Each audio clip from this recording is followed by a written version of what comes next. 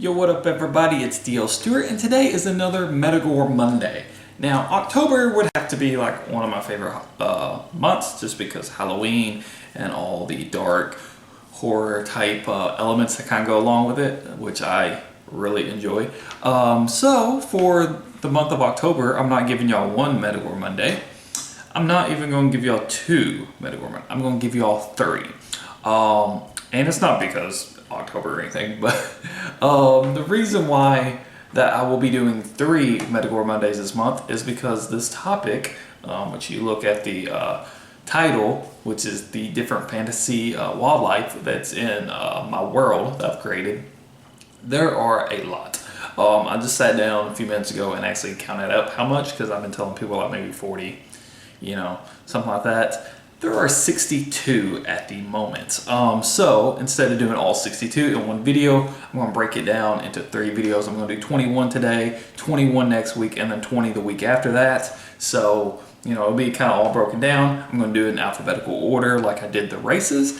And I'm going to give y'all some like different information. I know the races I did like average lifespan, average height, and what kind of environment they lived in. In these videos I'm going to do kind of the same thing. It won't be those same categories. The biomes or the environment will be the same, but I will also be given their aggression level as well as their diet, whether they're herbivore, carnivore, whatever. That stuff will be over here, as well as the name will be written across the screen here, just like I did with the races. So let's get into it. First one is the Achlis. Their aggression level is very low. They're very timid type of creatures. They are a herbivore, and they usually live in the forest or plains type areas. An Achlis looks kind of like an elk, though it has a few strange characteristics. Its upper lip is very large, and it hangs over their mouth, so they have to eat or graze backwards, because they walk forwards where they're grazing. They will bite their lip, so they have to walk backwards to keep their lip kind of pulled away from them as they're eating. Also, another problem that they have is they don't have any knees or joints in their back legs, so they have 2 stiff back legs, forcing it to not be able to sit or lay down very well. So they have to sleep standing up.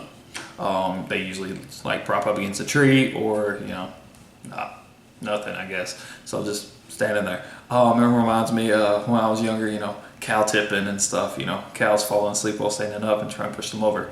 I wouldn't recommend it, but that is something, you know, kind of very similar here in a sense. They just don't have any knees or joints, so they are forced to stand up when they sleep, which also allows them to be a very easy target for hunters, because if they could trip them or, you know, somehow get them tipped over, it's hard for them to stand back up, since they have no joints to bend their legs, and it's very awkward for them to try to stand up. So it makes them an easy target for hunters and stuff like that, or predators and stuff. The next is an Achlis. An Achlis is my version of a horse in a sense, a particular breed of horse. I think it's actually in real life referred to an Aphrodite or something, some type of Turkish horse breed. But it's my interpretation of that as a fantasy wildlife. Their aggressive level is very low. They are also kind of timid, like most horses and equines are. They are also a herbivore, and they can live in any kind of environment. An Achlis is, like I said, a breed of horse or equine of some sort. They are known for their speed and endurance. And they are very intelligent when it comes to trying to train them and break them and stuff. They are very easily broken.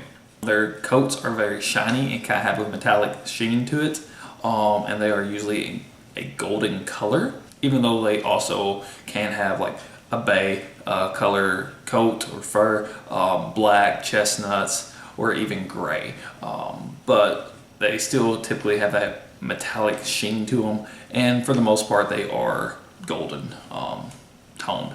They are very tough and resilient, and they have adapted themselves as a breed over the years of, you know, genetics and such, to be able to harness and survive in difficult types of lands, and they can go for days without any food or water without it really bothering them, which is why they are more the go-to type of wildlife or equine to travel on or something through like deserts or volcanic wastelands and stuff like that, because they can go longer distances with little food or water. So it kind of saves on supplies that they would have to take with them and stuff like that. The next wildlife is an Alicorn. An Alicorn is very low aggressive level and very timid, just like the others. Trust me, they're not all like this. This is how it happens to be right now. They are also a herbivore, and they typically live in the mountains, forests, or plains lands. An alicorn is a creature depicted as a body of a horse with a single horn growing out of its forehead, kind of like a unicorn in a sense, but they also have a pair of wings like a Pegasus would. So it's like a mixture of a unicorn Pegasus. And their horns can possess magical healing properties and such. Like a lot of unicorns or backhorns' horns are also believed to have some type of magical element to them to heal stuff or to prevent any kind of sickness. An alicorn's horn does the same. The next wildlife is an Ardens Tiger. Their aggression level is very high and they are very territorial. They are a carnivore and they typically live in volcanic wastelands. An Ardens Tiger is a large feline made up of molten rocks and lava. Its hide is the black rock, and there's cracks in the rocks which looks like stripes like you would get on a tiger, and in those cracks you can see the molten lava underneath kind of showing through and such. So yeah, it's basically a lava tiger. The next wildlife is very similar. It's an Ardens Wolf. It is also a very aggressive wildlife and is very territorial. They are a carnivore and they also live in volcanic areas. An Ardens Wolf is a large canine made up of molten rock and lava that's typically got the black rock shell with some cracks and stuff that shows the lava underneath its hide shining through it. The next is a Baku. A Baku has a very low aggression level, is very protective of its family, of its herd, of its whatever. It's very protective, but is also very low aggressive. It's not really going to attack you, but if you start doing stuff to it or to its family or something, then it would. It is a herbivore and it typically lives in plains lands. A Baku is an elephant-like creature. I think of it more like a mammoth. It's got long, thick coat of fur, usually white or black or gray, somewhere in there, and it usually has a strapped or a spotted design in the fur. They don't have hoofed feet or cloven feet or anything like that, like actual elephants have the cloven feet. They have actual claws. They have more of like a cat paw or a canine type paw with claws and stuff on it, but the rest of the body resembles mammoth elephant. The next wildlife is a Backhorn. A Backhorn is also very low and timid on the aggression scale.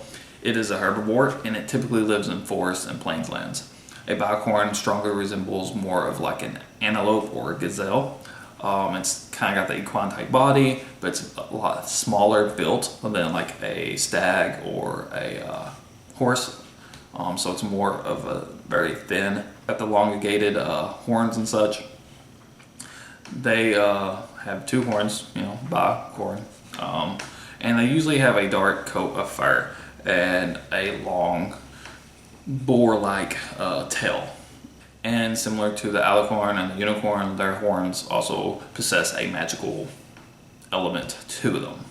The next wildlife doesn't have anything special in the name, it's just a boar. But it is a large boar, if that changes anything. Their aggression level is very high and they are territorial. They are omnivores, which means they eat plants and meat, and they can live in about any kind of environment. A boar stands about 4.5 feet tall, and they have tusks on their upper and lower jaw, which stick out of their mouth when it's closed, and they can use it when they attack to impale their victims. The next wildlife is a bunyip. A bunyip's aggression level is very high and they are very protective. They are omnivores, so they eat both plants and meat. Their biomes are any kind of water type environment, so swamplands and actual oceans and rivers and stuff of the such. Bunyip stands about 3 to 4 feet tall, and they are about 5 feet long. They appear to be kind of reptilian and have black scales. Their feet are made up of long, thin claws that they can grab and pick up objects with, so they have like a thumb appendage on their claws that they can use. A male bunyip's tail actually splits in two at the end, and a female's doesn't, so that's how you can tell the gender, as if it's got like one tip tail or a two tip tail. They usually stay in packs. You don't always see one bunyip by itself. You will always see them in clusters. They have a frill around their neck that they can use while they're swimming, like to propel themselves. So it's like almost like I think of a jellyfish almost, how their body's kind of, or whatever, but it kind of helps them propel themselves a little bit, as well as when they are kind of, getting into that attack mode, or, kind of starting to threaten people, like, hey, don't get close, their frill kind of sticks up or whatever, and kind of makes them look larger than what they are. It's like a defensive tool, in a sense, and they can produce a hissing sound that sounds like a snake, in a sense, and they are very quick runners and swimmers. So, yeah, don't get close to them. They get you. The next wildlife is a Capricorn. Their aggressive level is very low, and they are very passive. So, you don't bother it won't bother you type ordeal. They don't care how close you get to them.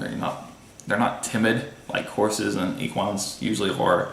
They're just, whatever, mind their own business. They are a herbivore and a planktivore, which a lot of people don't know what planktivore is. It's more eating kind of algae and plankton and stuff like that in the water. Not really plants, but kinda. So yeah, and they live in water. A Capricorn is a creature with the front half that kind of appears like a goat or a ram of sorts, and the rear half is a fish. So you think of like the zodiac symbol. That's Capricorn. The next wildlife is a Cataplepis, or Cataplepones for plural. Their aggressive level is kind of medium. They are shy, typically. They are herbivores, and they live usually in plains or swamplands. A Cataplepis is like a boar-like creature, but they are very large, almost like a water buffalo or a wildebeest or something like that. They usually have long hair and tan, scaly hide.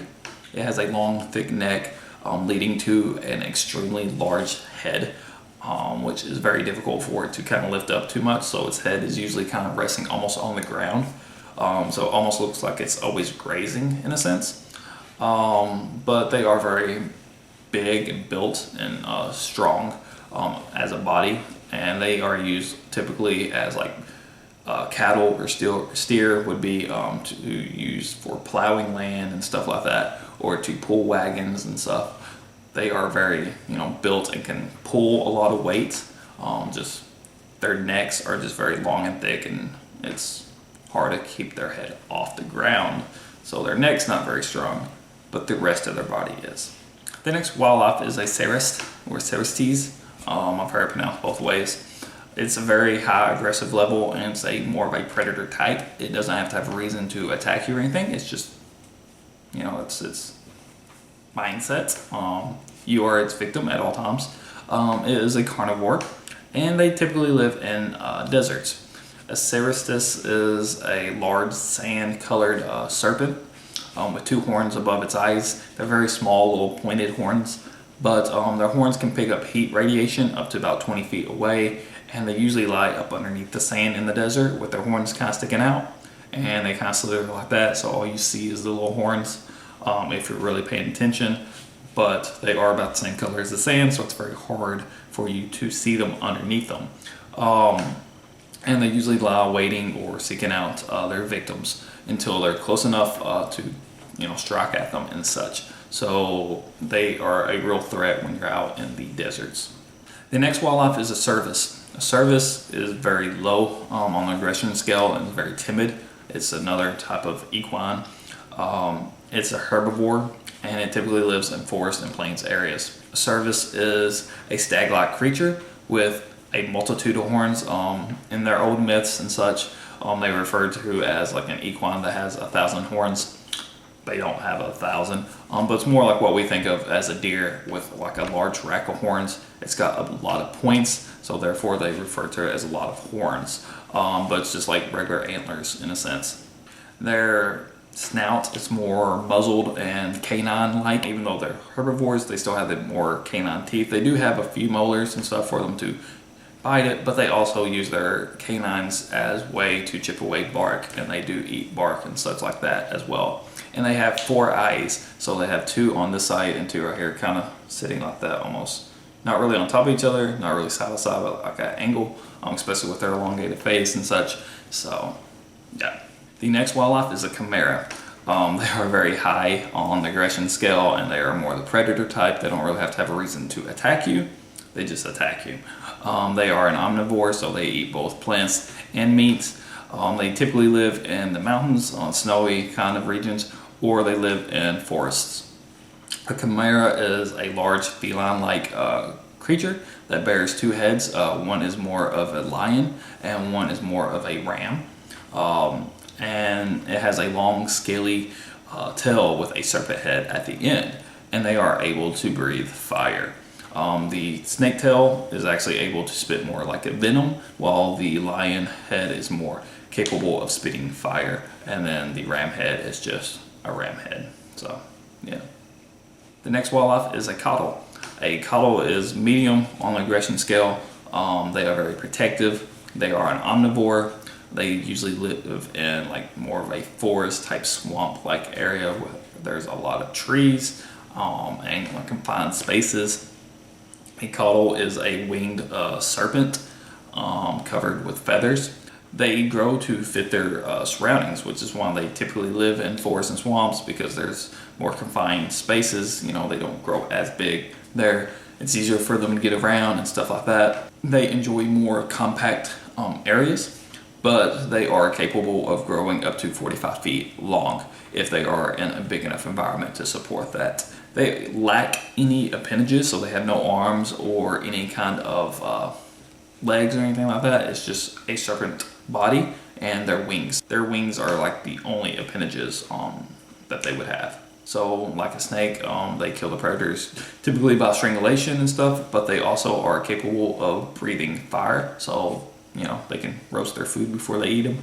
And they are said to inspire fear in those who actually see them. It's like one of those folklore type, you know, oh, don't look at them, you're gonna be scared when you see them anyways, because they could kill you. But, you know, it's just one of those rumors type ordeals. But they are typically very poor fighters. If you ever actually do come in contact with them, they could burn you, you know, they could strangle you. But they are very, you know, poor at fighting. And they usually prefer to avoid conflict, which is why they don't really rank high on the aggressive level. They are kind of medium. They are very protective and such, but yeah. The next wildlife is a cockatrice. A cockatrice is very high on the aggressive level, and they are more of a predator type creature as well. They are a carnivore, and they typically live in plains lands. I do not have any cockatrice in Metagore, or at least I haven't mentioned any. I don't know if I'm going to put them in there, but I know I'm going to have them in other lands across the abyss and such. A cockatrice is a 2-legged serpent type creature, which has a rooster or some type of chicken head. They are skilled at hunting for food, as well as they're not shy from pecking away at carcasses and stuff. You know, if they find something already dead, they are a scavenger. They will go ahead and pick it clean of any meats that's still on them. They usually carry and spread diseases because of that, because, you know, they do eat off of dead carcasses that are decayed and probably filled with maggots and stuff like that. They generally do carry diseases and other plague type of elements around, so, you know, yeah. The next type of wildlife is a dachshund. A dachshund is very high on the aggressive level, and they are very protective. You can tame them. They aren't, you know, very hard to tame, but in the wild, they are aggressive. They are carnivores, and they can live in about any kind of environment. A dachshund is a canine, usually used as guard dogs. I envision them more like a Doberman, like how they're built and stuff. They can grow up to about 6 feet tall, so they are very large canines. They have black or gray fur, very nice, shiny. The females actually have like a mane around their neck, not like a long mane, but their hair around their neck and like the upper portions of their skull and stuff gets thicker, so it appears to be like a mane because, you know, it's thicker. So yeah, and they are believed to be the guardians of the afterlife. Like I was talking about a couple of months ago on my Metagore Monday with the gods of the 8 divides. One of the gods is Iden, which is the god of the moon and stars, which is more like a humanoid dog-like creature, almost like Anubis. This is kind of what they envision him as, is more of a humanoid dachshund. So they believe dachshunds can be also guardians of the afterlife, just be in that regard. The next two wildlife are death worms. There's actually 2 breeds. The first is a lettuce death worm. They are very high on aggressive level. They are predators and they are also carnivores. And they typically live in deserts or other hot and humid climates. The lettuce death worm is very large. It has a tan plated armor type of scaling skin. They have razor sharp fangs on the inside of their mouth, and they are capable of spitting venom, very toxic, deadly venom. You know, it's very high in toxicity. They spend most of their time, you know, underground in the sand and stuff, waiting to surface once they smell prey. Kind of like the other snake that I mentioned earlier, Ceristus. Of course, they are a lot larger, so they burrow further underground, but they just kind of wait until, you know, prey gets close by, and then they strike and eat them. And yeah, the other type of death worm is a Pallas death worm. They aren't as aggressive, so I kind of put them in the medium scale. They are very protective. They are herbivores. While the lettuce is more of a carnivore type, they are a herbivore, and they prefer more of a swamper, damp, wet type climates. They are a lot less lethal than the lettuce death worm, and it only reaches about 3/4 of the size that the lettuce can reach. Its appearance resembles more of that of kind of intestines, more slimy, while the lettuce was more of a large plated scale.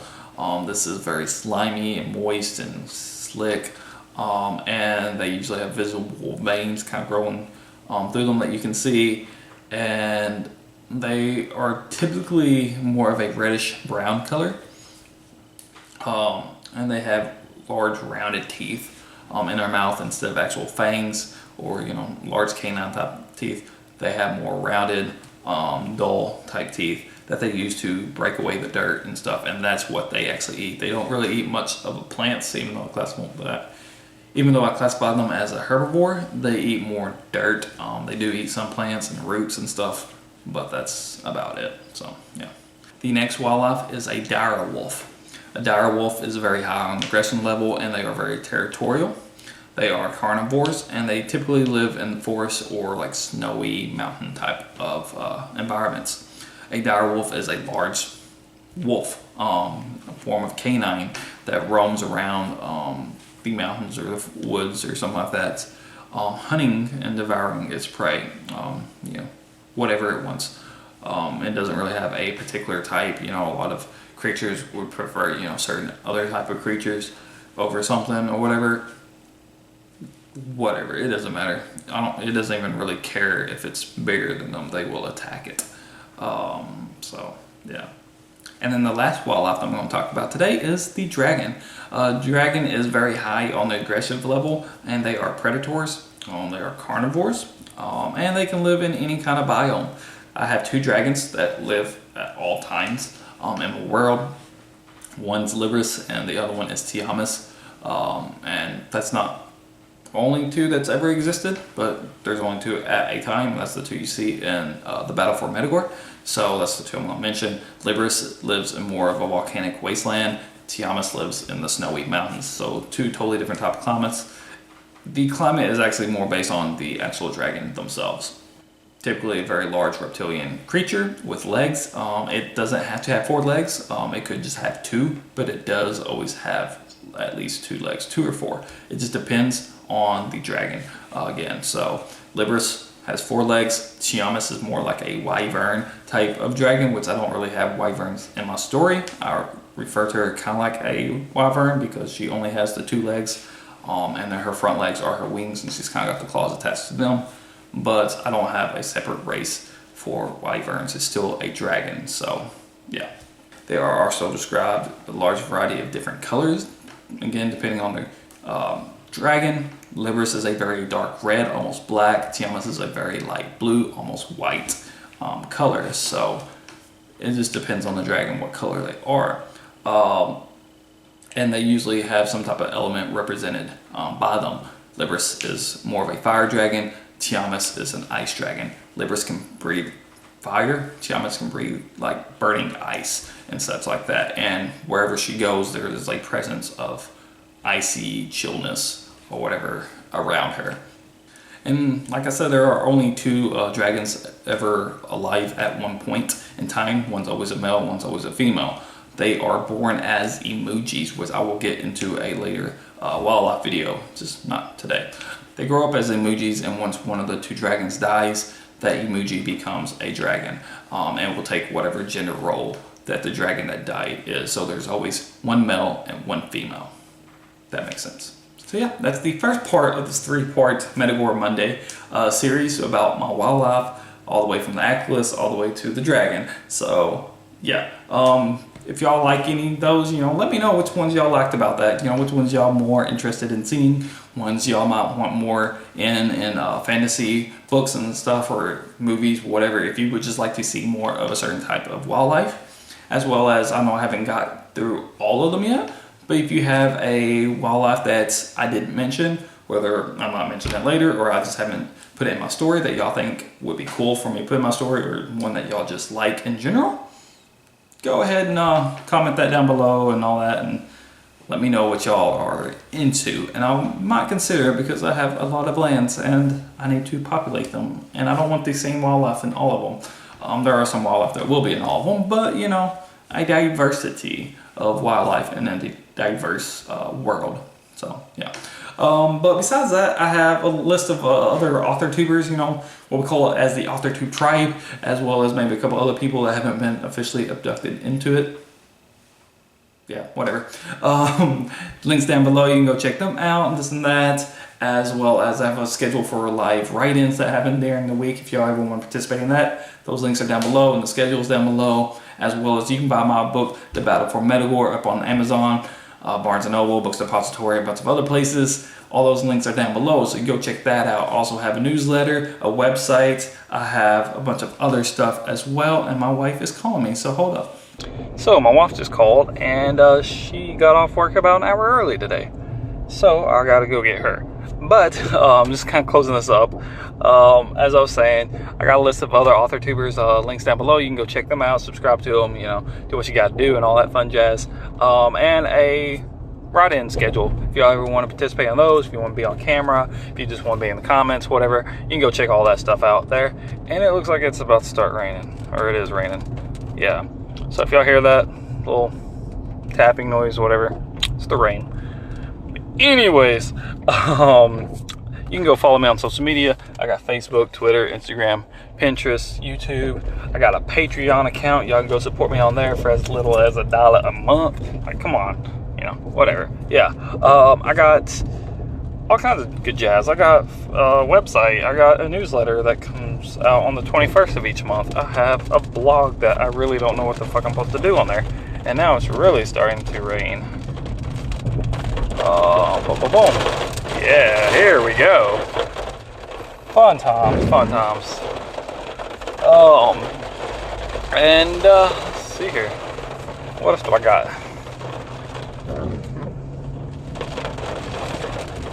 Yeah. But yeah, you can go support me on all those places. You know, you can follow me, do whatever you want to do. All of those links are down below. You can go find my debut novel, The Battle for Metagore, up on Amazon, Barnes & Noble, Books Depository, all those fun places. It's up on there. Go check it out. All those links are down below if y'all want to go follow all that. And yeah, next week I'll do another 21 wildlife videos, which I'll probably actually record later today, just so I can get all of it done and out of the way. But, you know, next week y'all can watch it. So, yeah, I guess that's about it. Till next time, peace out, Yoli, bye, love everybody.